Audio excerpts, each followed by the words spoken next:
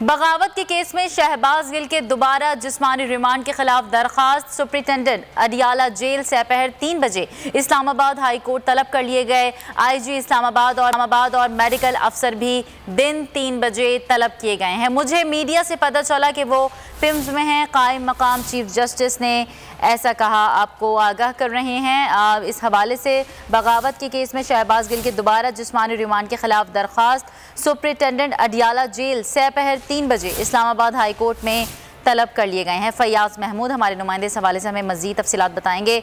जी फयाज।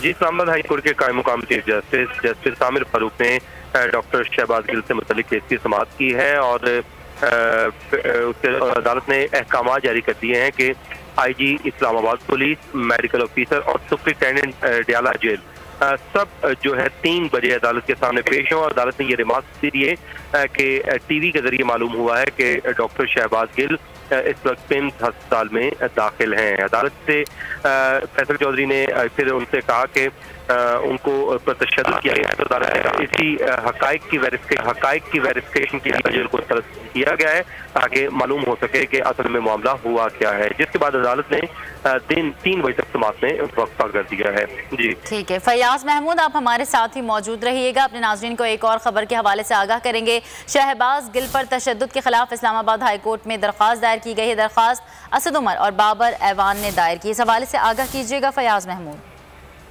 जी, आज ही ये दरखास्त दायर की गई है जिसमें शहबाज गिल के तिब्बी मुआयने के लिए गैर जानिबदार डॉक्टर पर मुश्तमिल मेडिकल बोर्ड बनाने की सलाह की गई है और ये कहा गया है कि पुलिस को शहबाज गिल पर प्रेशर डालकर एतराफी बयान लेने से जाए। दरखास्त में कहा गया है कि शहबाज गिल पर जिस्मानी तशद्दुद की खबरें मीडिया पर भी आ चुकी हैं।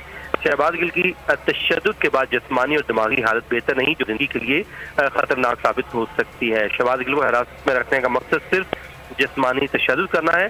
अदालत शहबाज गिल के जिस्मानी तशद्दुद से रोकने का हुक्म जारी करे। जी बहुत शुक्रिया अपडेट करने के लिए फयाज महमूद। सब्सक्राइब करें और बेल दबाएं ताकि कोई खबर रह न जाए।